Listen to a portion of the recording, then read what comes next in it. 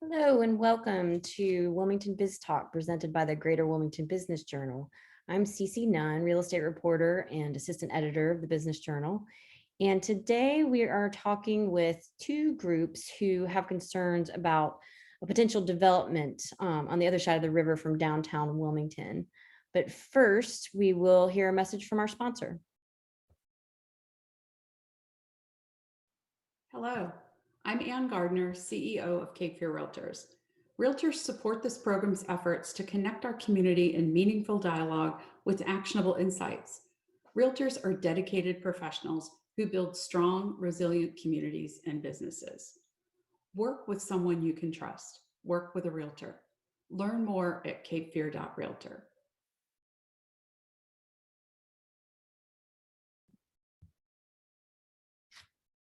Hello again. On our last Wilmington Biz Talk, we spoke with two developers who have proposed a development on the west bank of the Cape Fear River on a piece of land called Point Peter.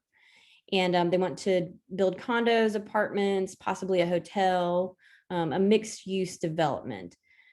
In reaction to that, groups in the community have expressed their concerns about the potential development.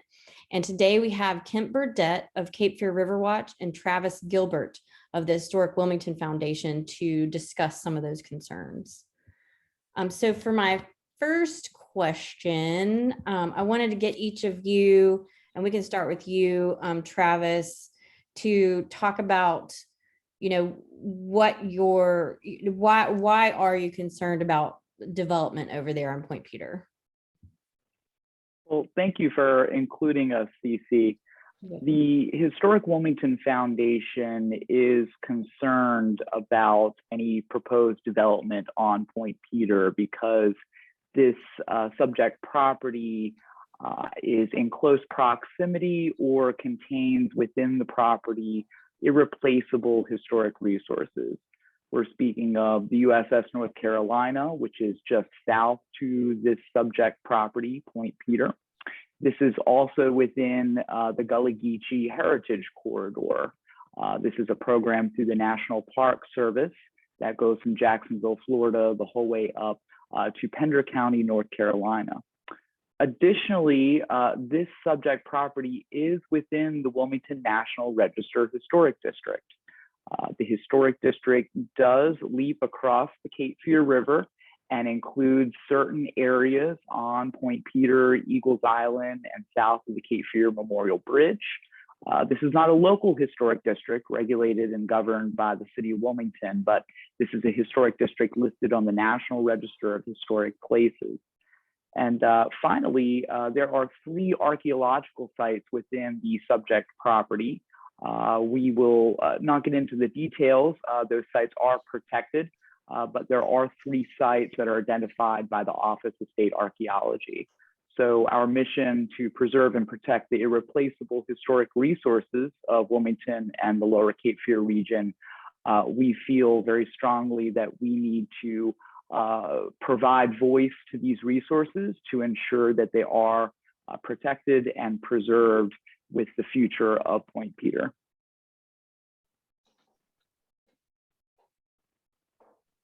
Okay, and Kemp, can you summarize some of your concerns about the potential development? Certainly, yeah, and as Travis said, thanks for having us on. And I just want to agree with the points Travis just made as well. I'll focus primarily on environmental concerns. Point Peter sits right at the mouth of 2 large rivers, the Northeast Cape Fear River and the main stem of the Cape Fear River. It is a very, very low piece of property, and I and Cape Fear River Watch have significant concerns about flooding, both flooding of the property and the way any modification of that property would influence flooding downstream across the river in Wilmington, further downstream at the Battleship. We have concerns about the impacts on wetlands, the impacts on primary nursery areas at the site, and we also have concerns about how stormwater management could be managed on a site that will be frequently underwater itself. Okay, and did you want to go ahead and show the picture that you've been using Sure. to show what happens when there is, I guess this was after rain, or was it just high tide or? This was actually not after a rain. This was Okay. after what you may hear referred to as sunny day flooding. This is flooding not associated with rain or a hurricane or a tropical storm, but the kind of flooding that we're seeing more and more and more frequently. This type of flooding is not increasing in a linear fashion. It's increasing exponentially, and so this is what Point Peter will look like on average every day of the year by 2050. This photo, actually, if you look at NOAA maps, I'll just flip to a NOAA map. This NOAA map shows what Point Peter looks like in the photo that I had up the first time. So that will be just normal day, everyday water level by 2050. And then if you add on top any flooding like we saw back in January, any flooding related to hurricanes or tropical storms or big rain events, that would be flooding on top of this image that you see here. So, I mean, I really do think in a lot of ways, you know, a picture is worth 1,000 words here. And this area right here is not the kind of place that you want to put this kind of development. I think anyone looking at this can see just the sheer folly behind building this kind of development on what is the lowest piece of property in this entire region at the mouth of two large rivers, when we know that sea level rise is increasing exponentially, and we know that things like hurricanes are getting bigger and stronger. They're dropping more and more rain, they're coming more often, and they're staying longer. And who generated the visual showing the flooding? That's a NOAA image. Okay, that's something that NOAA produced. Right. That's the, you know, the National Oceanic and Atmospheric Administration, federal government projections on sea level rise. And what that map shows is the sea level rise at 2 feet above mean high water, and the level in this picture is 2.37 feet above mean high water. Okay, well, let me go back to, if you want to stop your screen sharing, Kemp, I want to go back to Travis for a minute, because last week the developers proposing what they've called Battleship Point, Point Peter, were saying that the cultural resources, that they have to investigate that before they could do anything, and that would have some state oversight to it. What's your reaction to that? Of course, with the CAMA major permit that a site that we have been seeing through the developers' visuals would require, would have some inherent protections, specifically for the archeological resources, the 3 sites identified by the Office of State Archaeology. However, the 2 adjacent or overlaying heritage or cultural resources, being the USS North Carolina and the Gullah Geechee Heritage Corridor, are not going to be, not have those inherent protections to the CAMA major permit. And we must, as citizens here in New Hanover County, and including in Brunswick County, understand the economic benefits of these 2 cultural resources to our community. The Gullah Geechee Heritage Corridor released a report in 2020 scoping out the market for heritage tourists in this corridor. And it predicted in Florida, Georgia, South Carolina, and North Carolina a $34 billion economic impact by tourists arriving in these states to participate in this corridor. The top rated activity was local cuisine, and then shopping in downtown areas, and thirdly, visiting state parks and local parks like USS North Carolina. And that report, they predicted the average trip of just over $1,000, $1,034. Additionally, the USS North Carolina is seeing record-breaking numbers of visitors. It's one of the top visited historic sites in the Department of Natural and Cultural Resources. Just last Memorial Day, they had 2,700 visitors. It was the second highest admission for one single day in the past 12 years. And they had just about 191,000 visitors in fiscal year 2021. So these cultural resources that don't have the inherent protections through the CAMA major permit provide economic stimulus to our economy and to our communities. And we need to be certain that the development of Point Peter is not going to adversely affect these cultural resources that provide so much revitalization to our communities. Don't those resources already, aren't they already facing their own flooding issues, at least as far as the battleship, you're having to deal with conditions that already exist?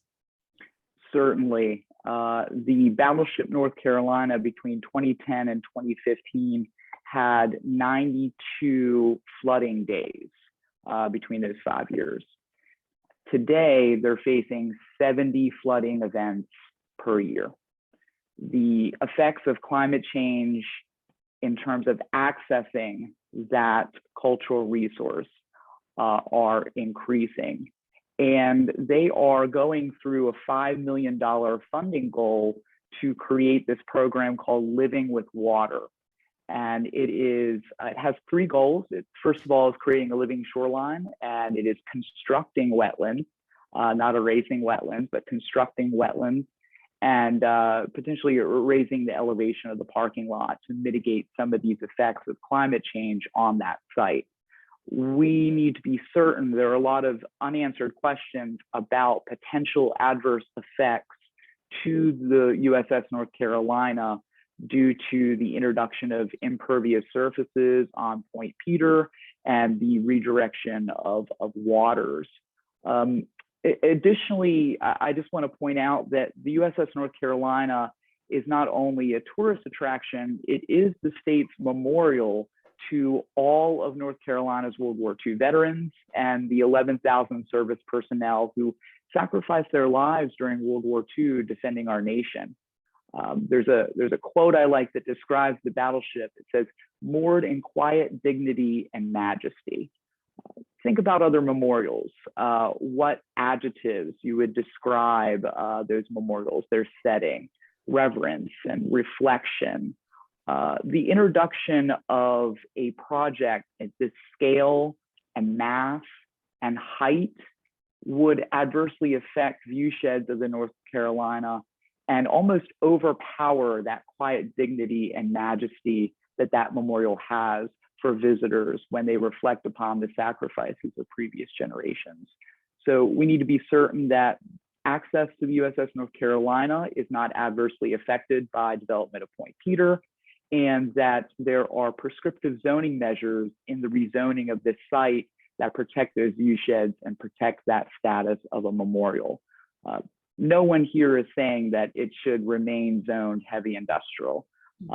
No one, I think, in this community is advocating for that. And I want to be clear, Kemp and I and the coalition are not advocating for this site. Yeah, I was going to ask you about that. Yeah. Yeah, of course not. We just believe that this riverfront urban mixed use is not the solution we believe is in the best interest of Point Peter and our community. But do you feel like it is at least better than heavy industrial? I think that is an either or scenario, and that is not the situation we find ourselves in. The commissioners made it clear they would like staff to come back to them with a spectrum of solutions. They're not viewing this as an either or scenario.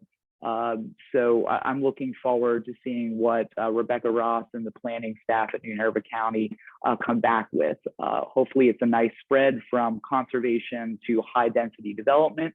And through those alternatives, we can make the best decision for cultural and natural resources here in New Hanover County. And Kemp, I'm going to ask you another point that the developers made. It was Kirk Pugh and Jim Lee of KFJ Development. They were making a point about Battleship Point, that through engineering and the design of the development, they would address flooding concerns. What's your reaction to that? Well, you know, as someone pointed out at the New Hanover County work session, you could build a hotel in the middle of the Cape Fear River if you really wanted to. But that doesn't mean that that's a smart thing to do, to build a massive 3-tower structure in the middle of one of the most volatile areas in North Carolina as far as flooding goes. So, you know, just because you can kind of plot out on paper what you might do to this site in order to stick a hotel on top of it is not going to change the fact that you will put thousands of people at risk during hurricanes when those people have purchased a condominium here and they are an island surrounded by floodwaters. It doesn't mean that you're going to be able to run infrastructure. It doesn't mean that the road won't be completely underwater. It doesn't mean that emergency vehicles won't be able to get there. You know, U.S. history is full of examples of things we have built that we had no business building, and that we have spent untold billions of dollars trying to fix because we made really bad decisions and really hasty decisions and kind of prescribed to that idea that, oh, we can out engineer Mother Nature. There are some places that it just doesn't make sense to build this kind of structure on them, and at the very top of that list in New Hanover County is Point Peter. Okay, what do you think about this idea, though, that, you know, Jim Lee has brought it up before, that it just looks terrible over there? You know, there's a lot of debris and, you know, a lot of things that they've already cleaned up from that property.